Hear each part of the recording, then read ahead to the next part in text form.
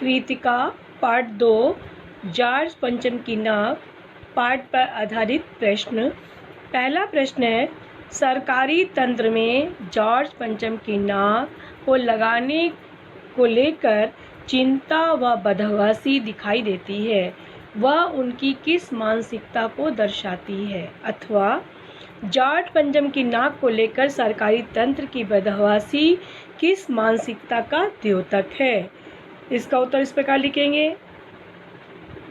सरकारी तंत्र में जॉर्ज पंचम की नाक लगाने को लेकर जो चिंता या बदहवासी दिखाई देती है वह सदियों की परतंत्रता की छाप है। चाटुकारिता उनके तन मन में विद्यमान है और जहाँ चाटुकारिता का भाव होता है वहाँ अपने सम्मान का कोई महत्व नहीं होता है। सरकारी तंत्र उस जॉर्ज पंचम की नाव के लिए चिंतित है जिसने ना जाने कितने ही कहर ढाए हैं। उनके अत्याचारों को याद ना कर उनके सम्मान में जुट जाना, ये उनकी गुलामी की मानसिकता को दिखाता है। इस तरह सरकारी तंत्र अपनी अयोग्यता, अदूरदर्शिता, मूर्खता और चाटुकारिता को प्रदर्शित करती है। प्रश्न नंबर 2, रानी एलिजाबेथ के दर्जी की परेशानी का क्या कारण था? उसकी परेशानी को आप किस प्रकार तर्क संगत ठहराएंगे? इसका उत्तर इस प्रकार लिखेंगे। रानी एलिजाबेथ के दौरे से परिचित था दर्जी। रानी पाकिस्तान, भारत और नेपाल का दौरा करेंगी और उस देश के अनुकूल वेश धारण करेंगी। दर्जी परेशान था कि कौन कौन से देश से कौन सी ड्रेस देश में पहनेंगी। इस बात की दर्जी को जानकारी नहीं थी, ना कोई उसे निर्देश था, इसलिए दर्जी परेशान था। उसकी चिंता अवश्य ही विचारणीय थी। प्रशंसा की कामना हर व्यक्ति को होती है। उसका सोचना था, जितना अच्छा वेश होगा उतनी ही मेरी ख्याति होगी। इस तरह उसकी चिंता उचित ही थी। प्रश्न नंबर 3, और देखते ही देखते नई दिल्ली का काया पलट होने लगा।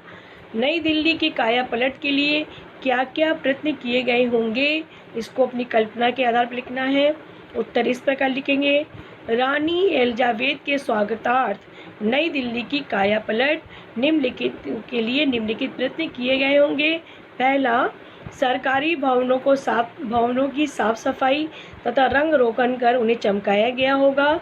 दूसरा, स्थान स्थान पर कूड़े करकट के ढेर उठाने का प्रयास किया गया होगा। तीसरा, रानी की नज़र कहीं झोपड़ी झुग्गी बस्तियों पर ना पड़ जाए, ये सोचकर उनको वहाँ से हटा दिया गया होगा। पांचवा, सड़कों को साफ सुथरा कर सजे हुए तोरण द्वार बनाए गए होंगे। जगह जगह बैनर लगाए गए होंगे। कहीं कहीं पर प्रमुख स्थानों पर देश के सम्मानित नेताओं का झुंड हाथ में पुष्पहार और बुके आदि लिए खड़े होंगे। सुरक्षा की दृष्टि से स्थान स्थान पर पुलिस की व्यवस्था की गई होगी। सरकारी भवनों पर झंडे लगाए गए होंगे। ब्रिटेन और भारत की मित्रता का स्लोगन लिखा गया होगा। प्रश्न नंबर 4, आज की पत्रकारिता में चर्चित हस्तियों के पहनावे और खान पान संबंधी आदतों आदि के वर्णन का दौर चल रहा है। इस प्रकार की पत्रकारिता के बारे में आपके क्या विचार हैं? इसका उत्तर इस प्रकार लिखेंगे।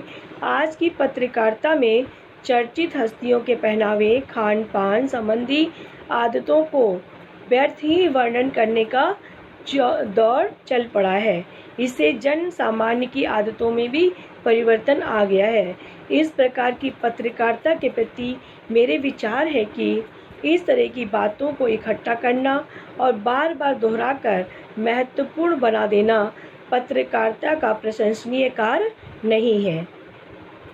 दूसरा इसका पॉइंट है, पत्रकारिता में ऐसे व्यक्तियों के चरित्र को भी महत्व दे दिया जाता है जो अपने चरित्र पर तो कभी खरे उतरते नहीं, पर चर्चा में बने रहने के कारण असहज कार्य करते हैं और पत्रों में छा जाते हैं।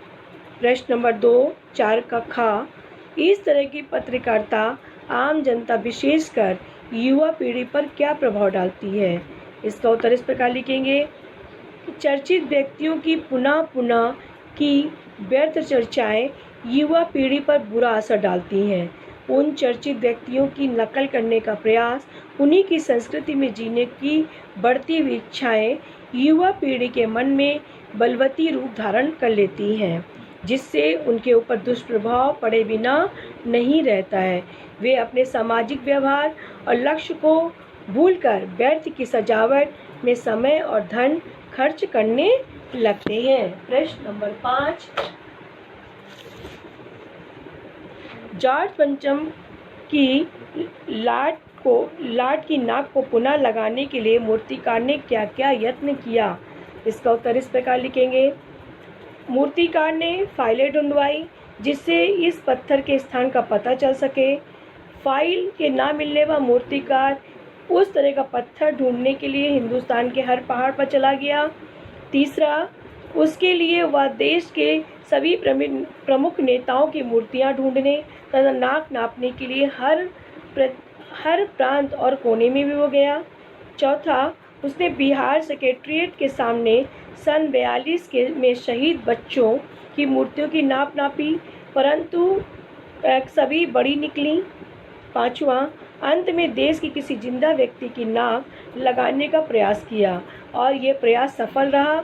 अंत में जिंदा नाक ही लगा दी गई, ऐसा लेखक ने व्यंग किया है। प्रश्न नंबर 6, प्रस्तुत कहानी में जगह जगह कुछ ऐसे कथन आए हैं जो मौजूदा व्यवस्था पर करारी चोट करते हैं। उदाहरण के लिए, फाइलें सब हजम कर चुकी हैं, सब हुक्कामों ने एक दूसरे की तरफ ताका, पाठ में आए अन्य कथन छाट कर लिखिए। पहला, शंख इंग्लैंड में बज रहा था, गूंज हिंदुस्तान में हो रही थी।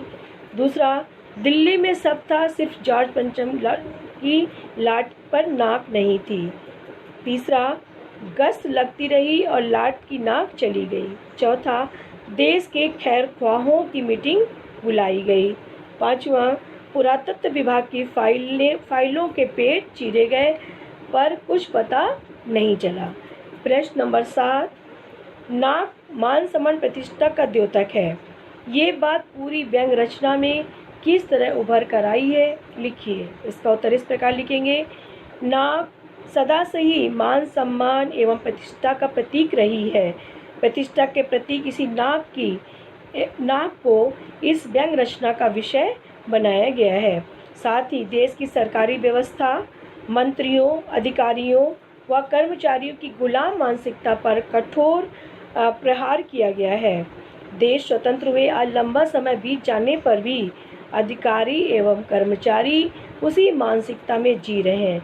लाट की जिस टूटी नाक की किसी को भी चिंता नहीं थी, वह एलिजाबेथ के भारत आगमन के कारण अचानक महत्वपूर्ण हो उठी है और सरकारी तंत्र अन्य कर्मचारी बदहवास को उसे पुनः लगाने के लिए प्रयत्न कर रहे हैं।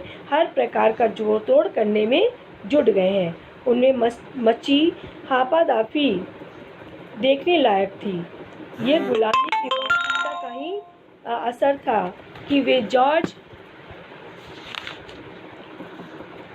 पंचम की नाक को अब और देर तक टूटी हुई नहीं देख सकते थे, ना इस दशा में एलिजाबेथ को दिखाना चाहते थे।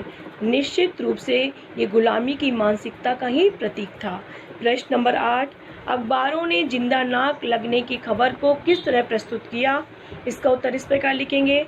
अखबारों ने जिंदा नाक लगने की खबर को इस प्रकार प्रस्तुत किया। जिंदा नाक को भी शब्द और अर्थ का घालमेल कर पत्थरवत बना दिया गया। अखबार वालों ने खबर छापी कि जॉर्ज पंचम की जिंदा नाक लग गई है, यानी ऐसी नाक जो कतई पत्थर की नहीं लगती है। इस तरह जिंदा नाक लगने की खबर को शब्दों के तालमेल में वाक्पटुता से छिपा दिया गया। प्रश्न नंबर 9, जॉर्ज पंचम की लाट पर किसी भारतीय नेता, यहाँ तक कि भारतीय बच्चे की नाक फिट ना होने की बात लेखक किस ओर संकेत करना चाहता है? इसका उत्तर इस प्रकार लिखेंगे।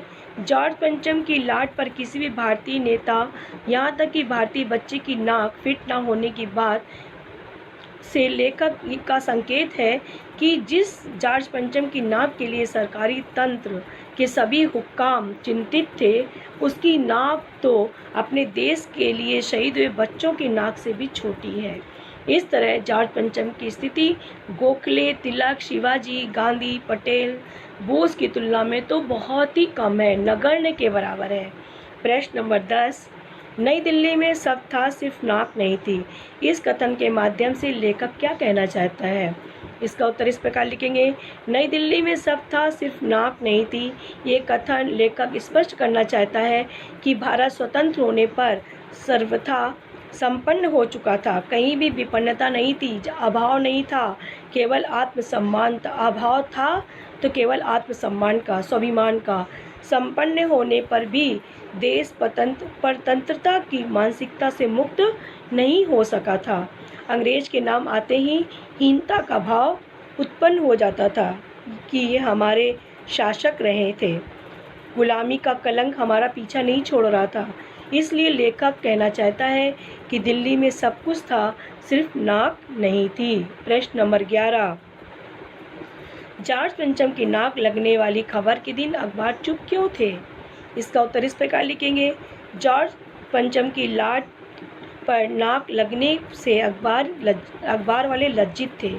जिस जॉर्ज पंचम की तुलना छोटे बच्चे से भी नहीं की जा सके और जिसके अत्याचार को इतिहास भी शायद भुला नहीं पाया था, उस जॉर्ज पंचम की लाट पर अपने सम्मान की नाक कटवा कर जिंदा नाक फिट कर दी गई। ये कृत्य चुल्लू भर पानी में डूब मरने जैसा था। ये दिन भारतीयों के आत्मसम्मान पर चोट करने वाला था। इसलिए उस खबर के दिन अखबार खाली थे।